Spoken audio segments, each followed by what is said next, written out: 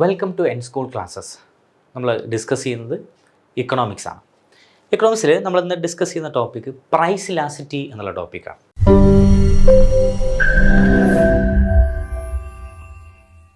എന്താണ് price elasticity? Price ഇലാസിറ്റിയുമായി ബന്ധപ്പെട്ട ചില കോൺസെപ്റ്റുകളാണ് നമ്മൾ ഡിസ്കസ് ചെയ്യുന്നത്. അപ്പോൾ പ്രൈസ് ഇലാസിറ്റി എന്ന് പറയുന്നതിന് മുമ്പ് എന്താണ് ഇലാസ്റ്റിസിറ്റി എന്ന് മനസ്സിലാക്കാം. ഇലാസ്റ്റിസിറ്റി എന്ന് പറഞ്ഞാൽ ഡിഗ്രി ഓഫ് റെസ്പോൺസീവ്നെസ് എന്നുള്ളതാണ്. ഡിഗ്രി ഓഫ് റെസ്പോൺസീവ്നെസ്, ഒരു മാറ്റത്തിലുള്ള നിരക്ക് എന്നുള്ളതാണ് ഈ ഒരു ഇലാസ്റ്റിസിറ്റി എന്നുള്ളത് കൊണ്ട് ഉദ്ദേശിക്കുന്നത്. അവിടെ പ്രൈസ് ഇലാസ്റ്റിറ്റി എന്ന് പറഞ്ഞാൽ എന്തായിരിക്കും? വിലയിലുണ്ടാകുന്ന മാറ്റത്തിൻ്റെ ഫലമായിട്ട് ക്വാണ്ടിറ്റി ഡിമാൻഡിലുണ്ടാകുന്ന മാറ്റത്തിൻ്റെ നിരക്ക് എത്രയാണ്, അതിനാണ് എന്ത് പറയുക നമ്മൾ പ്രൈസ് ഇലാസ്റ്റിറ്റി ഓഫ് ഡിമാൻഡ് എന്ന് പറയുക. ഫോർ എക്സാമ്പിൾ, ഒരു വസ്തുവിൻ്റെ വില 10% ഉയർന്നു. ഒരു വസ്തുവിൻ്റെ വില 10% ഉയർന്നു. അതിൻ്റെ ഭാഗമായിട്ട് ക്വാണ്ടിറ്റി ഡിമാൻഡിൽ എത്ര ശതമാനം ആണ് ഡിക്ലൈൻ ഉണ്ടായി, എത്ര ശതമാനം മാറ്റമാണ് ഉണ്ടായത്, ക്വാണ്ടിറ്റി ഡിമാൻഡിൽ എത്ര ശതമാനമാണ് കുറഞ്ഞത്, അതിനെയാണ് നമ്മൾ നോക്കുന്നത്. അതിനെയാണ് നമ്മൾ എന്ത് പറയുക? പ്രൈസ് ഇലാസ്റ്റിസിറ്റി ഓഫ് ഡിമാൻഡ് എന്ന് പറയുന്നത്. Okay, so price elasticity of demand is the percentage changes in price divided by percentage changes in quantity demand. അതായത് വിലയിലുണ്ടാകുന്ന മാറ്റത്തിൻ്റെ ഫലമായിട്ട് ക്വാണ്ടിറ്റി ഡിമാൻഡിലുണ്ടാകുന്ന മാറ്റത്തിൻ്റെ നിരക്കിനെയാണ് നമ്മളെന്ത് പറയുക? ഈ പ്രൈസ് ഇലാസ്റ്റിസിറ്റി ഓഫ് ഡിമാൻഡ് എന്ന് പറയുക, അല്ലേ? പ്രൈസ് ഇലാസ്റ്റിസിറ്റി ഓഫ് ഡിമാൻഡ് നമുക്ക് EP എന്ന് പറയാം, അല്ലെങ്കിൽ ED എന്നും പറയാം. EP എന്നും പറയാറുണ്ട്. Price elasticity of demand is the percentage changes in demand of the good divide by percentage changes in the price of the good. Or നമ്മളതിനെ കറക്റ്റായിട്ട് എഴുതുകയാണെങ്കിൽ നമുക്ക് അതിൻ്റെ ഇക്വേഷൻ ഫോമിലേക്ക് എഴുതുമ്പോൾ എങ്ങനെ വരിക? This is delta Q by Q into P by delta P, അല്ലെങ്കിൽ delta Q by delta P by delta Q into P by Q. ആ രീതിയിലൊക്കെ നമുക്കിതിനെ എന്ത് ചെയ്യാം? ഇതിനെ ഇൻ്റർപ്രറ്റ് ചെയ്ത് എഴുതാം. സോ വിലയിലുണ്ടാകുന്ന മാറ്റത്തിൻ്റെ ഫലമായിട്ട് ക്വാണ്ടിറ്റി ഡിമാൻഡിലുണ്ടാകുന്ന മാറ്റത്തിനാണെന്ന് പറയുക പ്രൈസ് ഇലാസ്റ്റിസിറ്റി ഓഫ് ഡിമാൻഡ് എന്ന് പറയുക. ഇനി പ്രൈസ് ഇലാസ്റ്റിസിറ്റി ഓഫ് ഡിമാൻഡ് പല രീതിയിലുണ്ട്. അതിൽ നമുക്ക് ആദ്യം ഈ കോൺസ്റ്റൻറ്റ് ഇലാസ്റ്റിസിറ്റി ഡിമാൻഡിനെ കുറിച്ച് പഠിക്കാം. കോൺസ്റ്റൻറ്റ് ഇലാസ്റ്റിസിറ്റി ഡിമാൻഡ് എന്ന് പറഞ്ഞാൽ ഇലാസ്റ്റിസിറ്റിയിൽ എന്തുണ്ടാവില്ല? ഒരു മാറ്റം ഉണ്ടാവില്ല. ഇലാസ്റ്റിസിറ്റി എല്ലായ്പ്പോഴും കോൺസ്റ്റൻ്റ് ആയിട്ട് തുടരുന്നു എന്നുള്ള അർത്ഥത്തിലാണ് എന്ത് പറയുന്നത്? കോൺസ്റ്റൻറ്റ് ഇലാസ്റ്റിസിറ്റി ഓഫ് ഡിമാൻഡ് എന്ന് പറയുന്നത്. അപ്പോൾ ഇവിടെ നോക്കുക, ഫസ്റ്റ് ഡയഗ്രത്തിൽ നോക്കുക. ഫസ്റ്റ് ഡയഗ്രത്തിൽ ഇവിടെ എന്താണ്? എക്സ് ആക്സിസിൽ ക്വാണ്ടിറ്റിയാണ്, ഞാൻ പറഞ്ഞു ഡിപ്പെൻഡൻറ്റ് വേരിയബിളാണ് ഇവിടെ കൊടുക്കുക.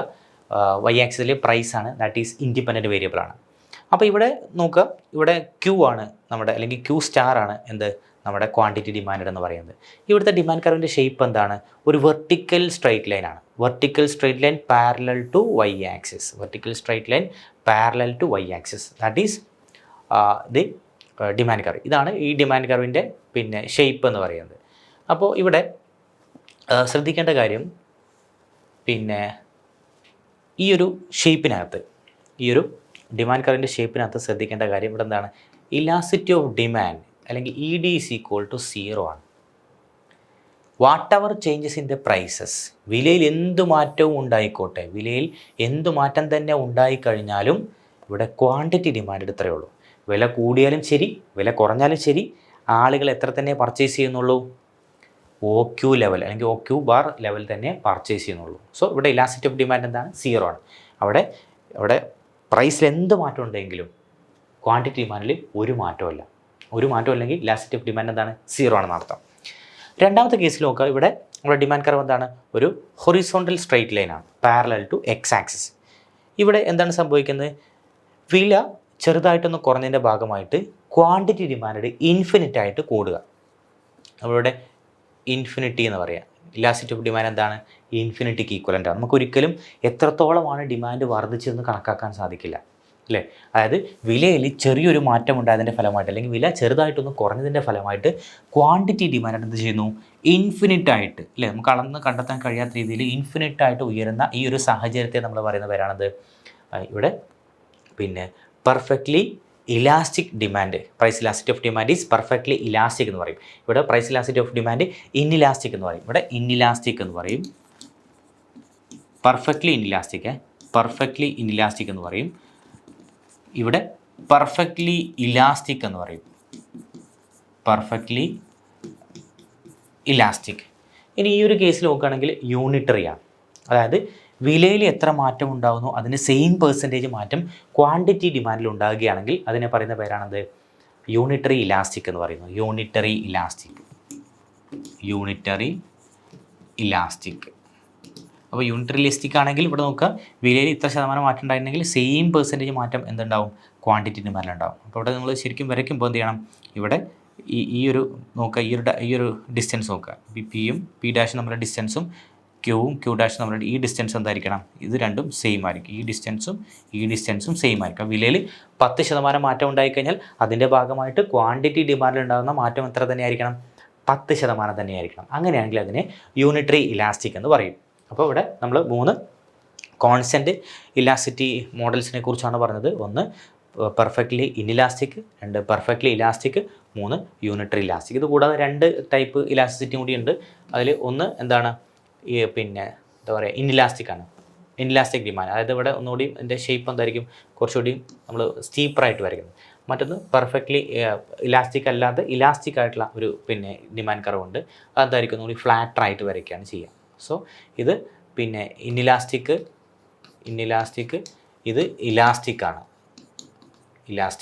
ഇത് പെർഫെക്റ്റ്ലി ഇൻഇലാസ്റ്റിക്, ഇത് perfectly elastic, unitary elastic. So this is the constant elasticity demand എന്ന് പറയുന്നത്. ഇനി ഈ പ്രൈസ് ഇലാസ്റ്റിറ്റി നമുക്ക് എങ്ങനെ കണക്കാക്കാം, എങ്ങനെ കണ്ടെത്താം, അതാണ് നമ്മൾ അടുത്ത് നോക്കുന്നത്. Methods of measuring price elasticity of demand.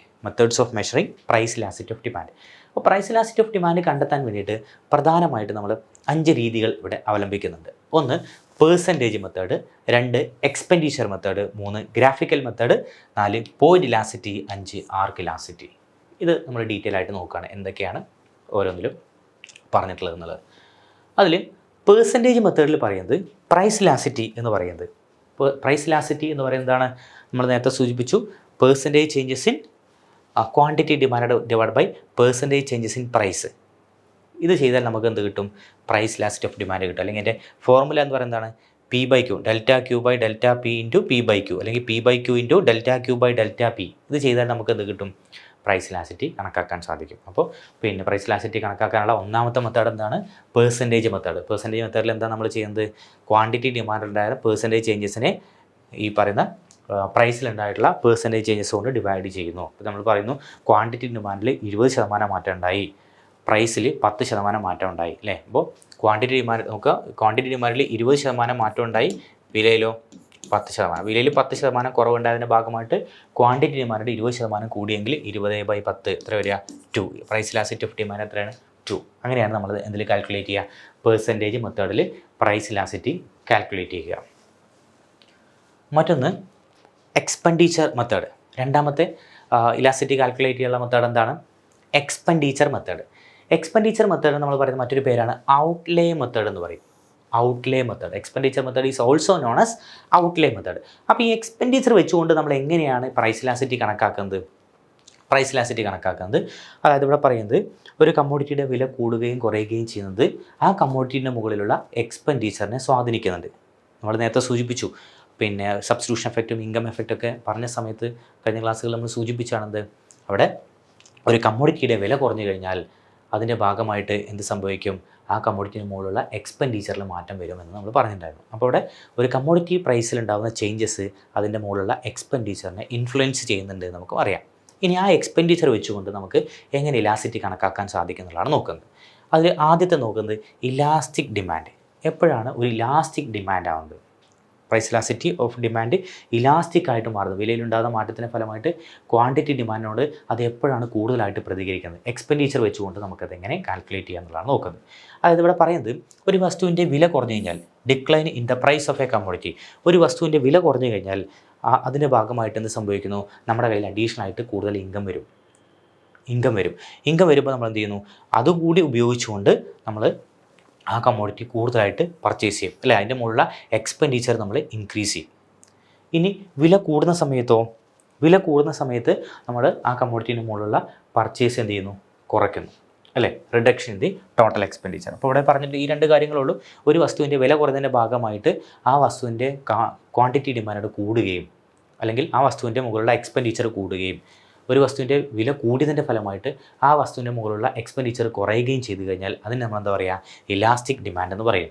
അപ്പോൾ എന്തുകൊണ്ടാണ് ഇവിടെ പിന്നെ വസ്തുവിൻ്റെ വില കുറയുമ്പോൾ എക്സ്പെൻഡിച്ചർ കൂടുന്നത്, ആ വസ്തു ചീപ്പറായിട്ട് മാറി കൂടുതൽ ആ കമ്മോഡിറ്റി നമുക്ക് പർച്ചേസ് ചെയ്യാൻ സാധിക്കും ഓക്കെ. രണ്ടാമത്തെ കേസിൽ നോക്കുക, അവിടെ പ്രൈസ് കൂടുമ്പോൾ നമ്മുടെ എക്സ്പെൻഡിച്ചർ കുറയുന്നു, കാരണം അത് എക്സ്പെൻസീവായിട്ട് മാറിയപ്പോൾ അതുകൊണ്ട് നമ്മൾ കൂടുതലായിട്ട് നമ്മൾ സ്പെൻഡ് ചെയ്യില്ല. അങ്ങനെയാണെങ്കിൽ അതെന്താണ്, നമ്മൾ നന്നായിട്ട് പ്രതികരിക്കുന്നു എന്നാണ് അർത്ഥം. വിലയോട് നമ്മൾ പ്രതികരിക്കുന്നു അല്ലേ. വില കുറയുമ്പോൾ അത് കൂടുതൽ വാങ്ങി പ്രതികരിക്കുന്നു, വില കൂടുമ്പോൾ അതിൻ്റെ മുകളിൽ എക്സ്പെൻഡിച്ചർ കുറയ്ക്കാൻ നമ്മൾ കുറച്ചേ വാങ്ങിക്കുന്നുള്ളൂ, വില കൂടുമ്പോൾ കുറച്ച് മാത്രമേ പർച്ചേസ് ചെയ്യുന്നുള്ളൂ. ഇനി യൂണിറ്ററി ഇലാസ്റ്റിക് ഡിമാൻഡ് എന്ന് പറഞ്ഞാലോ, നമ്മുടെ ഒരു വസ്തുവിൻ്റെ വില കൂടിയാലും കുറഞ്ഞു കഴിഞ്ഞാലും നോക്കുക, പിന്നെ എ ചേഞ്ച് ഇൻ പ്രൈസ്, വില കൂടിക്കഴിഞ്ഞാലും കുറഞ്ഞു കഴിഞ്ഞാലും ആ വസ്തുവിൻ്റെ മുകളിലുള്ള എക്സ്പെൻഡിച്ചറിനെ യാതൊരു തരത്തിലും അത് പിന്നെ ഇൻഫ്ലുവൻസ് ചെയ്യുന്നില്ല എങ്കിൽ, നമ്മൾ ആദ്യം 100 രൂപയ്ക്കാണ് സാധനങ്ങൾ വാങ്ങിച്ചുകൊണ്ടിരുന്നത്, ആ സമയത്ത് എക്സ് കമ്മോഡിറ്റിയുടെ പ്രൈസ് 10 പക്ഷേ ഇപ്പോൾ ആ കമ്മോഡിറ്റിയുടെ പ്രൈസ് 8 രൂപയാണ്. പക്ഷേ ഇപ്പോഴും നമ്മൾ അതേ 100 രൂപ തന്നെയാണ് അതിന് മുകളിൽ ചിലവഴിക്കുന്നതെങ്കിൽ അവിടെ എന്താണ്, യൂണിറ്ററി ഇലാസ്റ്റിക് ആണ്. അതായത് ഇവിടെ വസ്തുവിൻ്റെ വിലയിലുണ്ടാകുന്ന മാറ്റം എന്തിനെ ഇൻഫ്ലുവൻസ് ചെയ്യുന്നില്ല, എക്സ്പെൻഡിച്ചറിനെ ഇൻഫ്ലുവൻസ് ചെയ്യുന്നില്ലെങ്കിൽ അത് യൂണിറ്ററി ഇലാസ്റ്റിക് ആണെന്ന് പറയാം. ഇനി ഇൻഇലാസ്റ്റിക് ഡിമാൻഡാണ്. ഇൻഇലാസ്റ്റിക് ഡിമാൻഡ് എന്ന് പറഞ്ഞു കഴിഞ്ഞാൽ എന്താണ്, ഇവിടെ ഒരു വസ്തുവിൻ്റെ വില കുറഞ്ഞതിൻ്റെ ഭാഗമായിട്ട് എന്ത് സംഭവിക്കുന്നു, അതിൻ്റെ മുകളിലുള്ള എക്സ്പെൻഡിച്ചർ അല്ലേ ഡിക്ലൈൻ ചെയ്യുകയും വില കൂടുമ്പോൾ എക്സ്പെൻഡിച്ചർ കൂടുകയും ചെയ്യും. അപ്പോൾ സെയിം ഡയറക്ഷനിലേക്കാണ് അത് മൂവ് ചെയ്യുന്നത് അല്ലേ. A decline in the price of a commodity results in a decline in the total expenditure. ഒരു വസ്തുവിൻ്റെ വില കുറഞ്ഞതിൻ്റെ ഭാഗമായിട്ട് അതിൻ്റെ മുകളിലുള്ള എക്സ്പെൻഡിച്ചർ എന്ത് ചെയ്യുന്നു, കുറയുകയും വില കൂടുന്നതിൻ്റെ ഭാഗമായിട്ട് അതിൻ്റെ മുകളിലുള്ള എക്സ്പെൻഡിച്ചർ കൂടുകയും ചെയ്യുകയാണെങ്കിൽ അതിനെ നമ്മൾ ഇൻഇലാസ്റ്റിക് ഡിമാൻഡ് എന്ന് പറയും. ഇവിടെ എക്സ്പെൻഡിച്ചറും പ്രൈസും എന്താണ്, സെയിം ഡയറക്ഷനാണ് മൂവ് ചെയ്യുന്നത്. ഒന്ന് കൂടുമ്പോൾ മറ്റൊന്ന് കൂടുക, ഒന്ന് കുറയുമ്പോൾ മറ്റൊന്ന് കുറയുകയാണ് ചെയ്യുന്നത്. നമ്മൾ ഫസ്റ്റത്തെ മെത്തേഡ് പറയുന്നത് പെർസെൻറ്റേജ് മെത്തേഡ്, രണ്ടാമത്തെ മെത്തേഡ് പറയുന്നത് എക്സ്പെൻഡിച്ചർ മെത്തേഡ്, മൂന്നാമത് നമ്മൾ ഡിസ്കസ് ചെയ്യുന്നത് ഗ്രാഫിക്കൽ മെത്തേഡ്. അപ്പോൾ ഗ്രാഫിക്കൽ മെത്തേഡിൽ എങ്ങനെയാണ് price elasticity of demand calculate ചെയ്യുന്നത്, അല്ലെങ്കിൽ നമ്മൾ സ്ട്രൈറ്റ് ലൈൻ മെത്തേഡ് എന്ന് പറയും. അപ്പോൾ ഇങ്ങനൊരു സ്ട്രൈറ്റ് ലൈൻ വരച്ചത്, this is linear demand curve. ഞാൻ പറയുന്ന പേര് എന്താണ്, ലീനിയർ ഡിമാൻഡ് കർവ് എന്ന് പറയും. ഈ ലീനിയർ ഡിമാൻഡ് കർവ് വരച്ചുകൊണ്ട് നമ്മൾ എന്ത് ചെയ്യുന്നു, പിന്നെ ഇതിനകത്ത് പിന്നെ പ്രൈസ് ഇലാസ്റ്റിസിറ്റി കാൽക്കുലേറ്റ് ചെയ്യണം. ഓക്കെ, ഫോർ എക്സാമ്പിൾ ഈ ഒരു ഏരിയ ആണ്, അല്ലെങ്കിൽ ഈ ഒരു പോയിന്റിലെ പ്രൈസ് ഇലാസ്റ്റിസിറ്റി എനിക്ക് കാൽക്കുലേറ്റ് ചെയ്യണമെന്നുണ്ടെങ്കിൽ എന്ത് ചെയ്താൽ മതി, നമ്മൾ ചെയ്യുന്നത് എന്താണ്, ratio of the lower part of the straight line to the upper part. അപ്പോൾ lower part of the straight line, ഇതിൻ്റെ ഇത്രയും ഭാഗം എത്ര ഉണ്ട് നടക്കുക, ഡിവൈഡഡ് ബൈ അപ്പർ പാർട്ട് ചെയ്താൽ നമുക്ക് എന്ത് കിട്ടും, ഈ പോയിന്റിലെ ഇലാസ്റ്റിസിറ്റി കിട്ടും. അപ്പോൾ ഇവിടെ എന്താണ്, ഇലാസ്റ്റിസിറ്റി എന്തായിരിക്കും, 1 ആയിരിക്കും. ഇനി ഈ ഒരു പോയിന്റിലാണെങ്കിലോ ഇലാസ്റ്റിസിറ്റി ഗ്രേറ്റർ ദാൻ 1 ആയിരിക്കും അല്ലേ. അപ്പോൾ എന്താണ്, ഇത്രയും നോക്കുക, ഇത്രയും പോർഷൻ ഡിവൈഡഡ് ബൈ ഇത്രയും ചെറിയ പോർഷൻ, അങ്ങനെയാകുമ്പോൾ ഇലാസ്റ്റിസിറ്റി 1നേക്കാൾ വലിയ വാല്യൂ കിട്ടും. ഇനി അടുത്ത ഈ ഒരു പോയിന്റിലാണെങ്കിൽ ഇത്രയും പോർഷൻ ഡിവൈഡഡ് ബൈ നമ്മൾ എന്ത് ചെയ്യുന്നു, പിന്നെ അല്ലേ ഇതിന് താഴത്തേക്ക് മുകളിലേക്കുള്ള പോർഷൻസ് ഇല്ല, ഇത്രയും ഭാഗം ഡിവൈഡ് ബൈ 0 ചെയ്യുമ്പോൾ നമുക്ക് ഇൻഫിനിറ്റി കിട്ടും.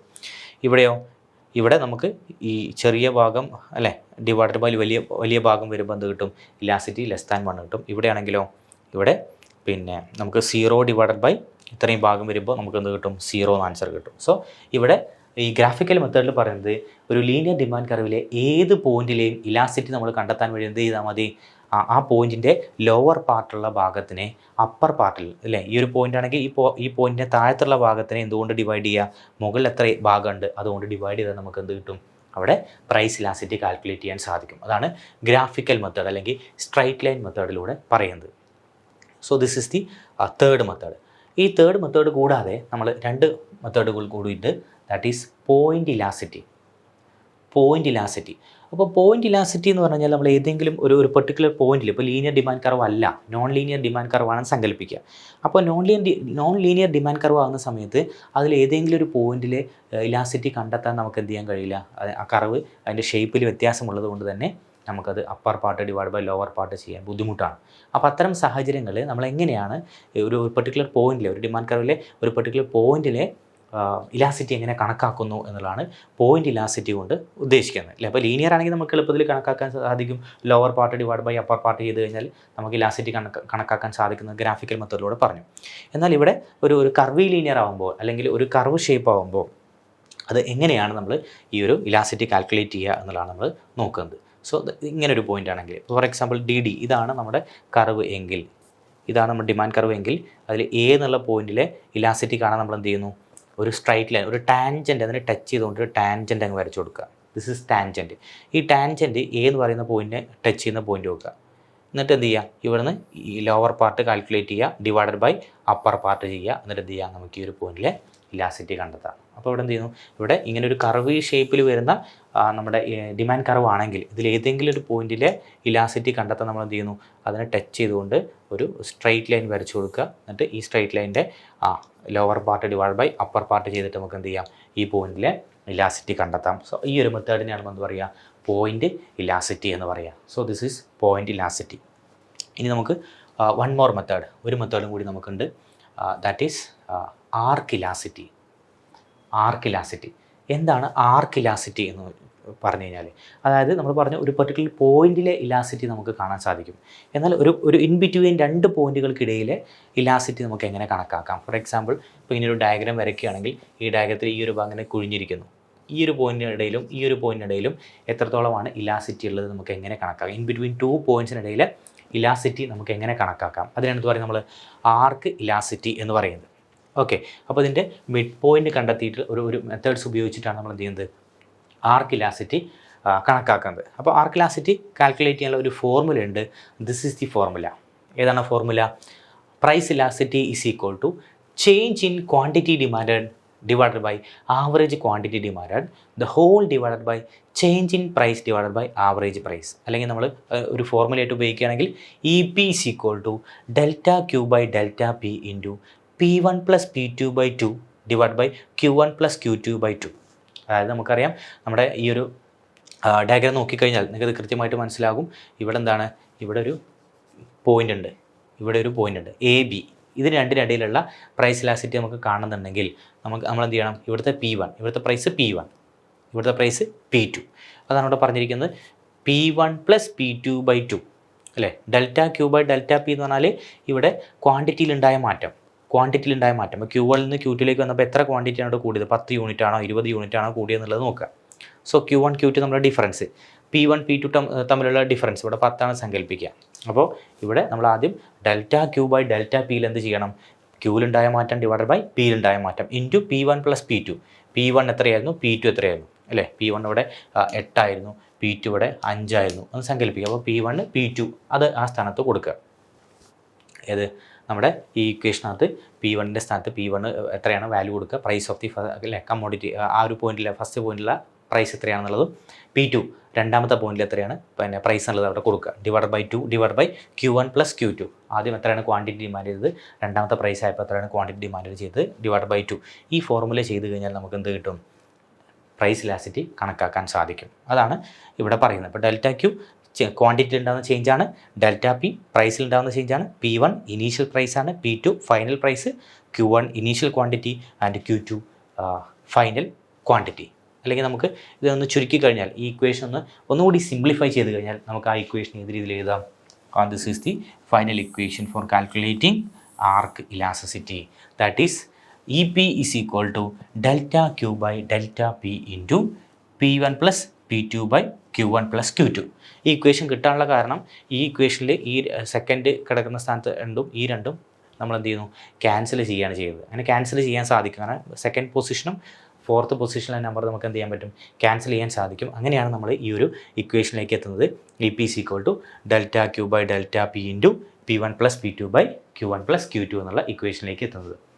ഓക്കെ, അപ്പോൾ നമ്മൾ ഈ ഒരു ഡയഗ്രം എടുത്ത് നോക്കിക്കഴിഞ്ഞാൽ ഈ ഡയഗ്രത്തിൽ ഈ രണ്ട് പോയിന്റുകൾക്കിടയിലും AB എന്ന് പറയുന്ന ഈ രണ്ട് പോയിന്റുകൾക്കിടയിലുമുള്ള ഇലാസിറ്റി നമുക്ക് എങ്ങനെ കണക്കാക്കാൻ സാധിക്കും? നേരത്തെ ഇക്വേഷൻ വെച്ചുകൊണ്ട് നേരത്തെ പറഞ്ഞ പോലെ തന്നെ എന്താണ്, P1 plus P2 divide by Q1 plus Q2 into delta Q by delta P എന്നുള്ള ഇക്വേഷൻസ് വെച്ചുകൊണ്ട് കണക്കാക്കാൻ സാധിക്കും. അപ്പോൾ ഇങ്ങനെ 5 മെത്തേഡ്സാണ് എന്തുമായി ബന്ധപ്പെട്ടുള്ളത്, നമ്മുടെ ഇലാസിറ്റി കണക്കാക്കാനുമായി ബന്ധപ്പെട്ട് ഉള്ളത്. അപ്പോൾ നമ്മൾ പറഞ്ഞു ഇലാസിറ്റി എന്ന് പറഞ്ഞാൽ ഡിഗ്രി ഓഫ് റെസ്പോൺസീവ്നെസ് ആണ്. ഡിഗ്രി ഓഫ് റെസ്പോൺസീവ്നെസ് അതായത് നമ്മൾ പറഞ്ഞു പ്രൈസ് ഇലാസിറ്റി ഓഫ് ഡിമാൻഡ് എന്ന് പറഞ്ഞാൽ വിലയിലുണ്ടാകുന്ന മാറ്റത്തിൻ്റെ ഫലമായിട്ട് ക്വാണ്ടിറ്റി ഡിമാൻഡിലുണ്ടാകുന്ന മാറ്റത്തിൻ്റെ നിരക്കിനെയാണ് നമ്മൾ പറയുക പ്രൈസ് ഇലാസിറ്റി ഓഫ് ഡിമാൻഡ് എന്ന് പറയുന്നത്. ഇനി പ്രൈസ് ഇലാസിറ്റി ഓഫ് ഡിമാൻഡ് കണക്കാക്കാൻ നമുക്ക് ഒരുപാട് മെത്തേഡ്സുകളുണ്ട്. പേഴ്സൻറ്റേജ് മെത്തേഡിൽ പറഞ്ഞത് percentage changes in quantity demand by divided by percentage changes in price ചെയ്താൽ മതി. എക്സ്പെൻഡിച്ചർ മെത്തേഡിൽ പറഞ്ഞത് ഒരു കമ്മോഡിറ്റിയുടെ വില കുറഞ്ഞതിൻ്റെ ഭാഗമായിട്ട് അതിൻ്റെ മുകളിൽ എക്സ്പെൻഡിച്ചർ എത്രത്തോളം വരുന്നുണ്ട്, എക്സ്പെൻഡിച്ചർ കൂടുകയാണോ കുറയുകയാണോ ചെയ്യുന്നത് എന്നതിൻ്റെ അടിസ്ഥാനത്തിൽ പ്രൈസ് ഇലാസിറ്റി നമുക്ക് കാൽക്കുലേറ്റ് ചെയ്യാമെന്ന് പറഞ്ഞു. ഗ്രാഫിക്കൽ മെത്തേഡിൽ ഒരു ലീനിയർ ഡിമാൻഡ് കർവ് വരച്ചുകൊണ്ട് നമുക്ക് എന്ത് ചെയ്യാം, അതിനകത്ത് ഓരോ പോയിന്റിലെയും പ്രൈസ് ഇലാസ്റ്റിറ്റി നമുക്ക് കണ്ടെത്താൻ സാധിക്കും. അതായത് lower part divide by upper part ചെയ്താൽ നമുക്ക് എന്ത് കണ്ടെത്താൻ സാധിക്കും? പ്രൈസ് ഇലാസ്റ്റിറ്റി കണ്ടെത്താൻ സാധിക്കും. പോയിന്റ് ഇലാസ്റ്റിറ്റി എന്ന് പറഞ്ഞാൽ നമ്മുടെ ലീനിയർ ഡിമാൻഡ് കർവ് അല്ലാത്ത ഒരു നോൺ ലീനിയർ ആയിട്ട് ഒരു കർവി ഷേപ്പിലുള്ള ഡിമാൻഡ് കർവ് ആണെങ്കിൽ അത് ഏതൊരു പോയിന്റിലെയും ഇലാസ്റ്റിറ്റി കണ്ടെത്താൻ നമുക്ക് എന്തുപയോഗിക്കാം? പോയിന്റ് ഇലാസ്റ്റിറ്റി ഉപയോഗിക്കാം. അതിനകത്ത് നമ്മൾ ചെയ്യുന്നത് എന്താണ്? ഒരു ടാൻജൻറ്റ് വരച്ചു കൊടുക്കുകയാണ് ചെയ്യുക. ഒരു സ്ട്രൈറ്റ് ലൈൻ വരച്ചിട്ട് അവിടെയും നമ്മൾ ഗ്രാഫിക്കൽ മെത്തേഡിൽ അപ്ലൈ ചെയ്ത പോലെ തന്നെ ലോവർ പാർട്ടിൻ്റെ പിന്നെ ഏരിയ ഡിവൈഡ് ബൈ അപ്പർ പാർട്ടിൻ്റെ ഏരിയ ചെയ്ത് കഴിഞ്ഞാൽ നമുക്ക് എന്ത് കിട്ടും? പോയിന്റ് ഇലാസ്റ്റിറ്റി കാൽക്കുലേറ്റ് ചെയ്യാൻ സാധിക്കും. നെക്സ്റ്റ് ആർക്ക് ഇലാസ്റ്റിറ്റിയാണ്. അതായത് ഒരു കർവി ലീനിയർ ഷേപ്പുള്ള ഒരു പിന്നെ ഡിമാൻഡ് കർവിൻ്റെ 2 പോയിന്റുകൾക്കിടയിലെ ഇലാസ്റ്റിറ്റി കണക്കാക്കാൻ നമുക്ക് എന്ത് ചെയ്യാം? ആ 2 പോയിന്റിലിടയിലുള്ള പിന്നെ പ്രൈസും ക്വാണ്ടിറ്റി ഡിമാൻഡും വെച്ചുകൊണ്ട് നമുക്ക് എന്ത് ചെയ്യാൻ പറ്റും? അത് പിന്നെ ഈ ആർക്ക് ഇലാസ്റ്റിറ്റി കാൽക്കുലേറ്റ് ചെയ്യാൻ സാധിക്കും.